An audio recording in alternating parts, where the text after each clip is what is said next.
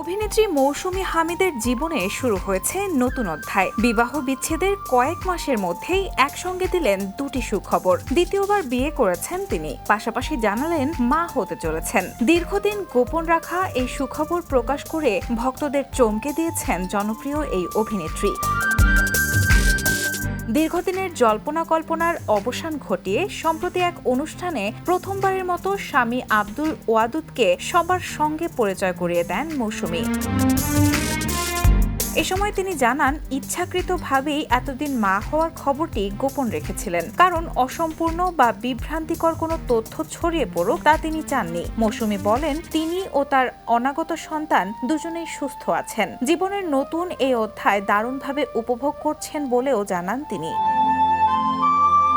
অভিনেত্রী আরও জানান, এটি তার দ্বিতীয় বিয়ে, তবে কবে এবং কোথায় বিয়ে হয়েছে সে বিষয়ে বিস্তারিত কিছু প্রকাশ করতে চাননি। শুধু জানান, বেশ কিছুদিন আগেই তাদের বিয়ে সম্পন্ন হয়েছে।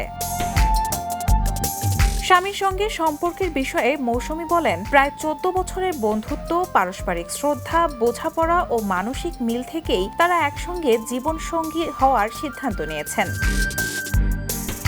নতুন সংসার আর অনাগত সন্তানকে ঘিরে এখন আনন্দময় সময় পার করছেন অভিনেত্রী মৌসুমী হামিদ। জীবনের এই নতুন অধ্যায়ের জন্য তিনি ভক্ত ও শুভাকাঙ্ক্ষীদের কাছে দোয়া চাইছেন।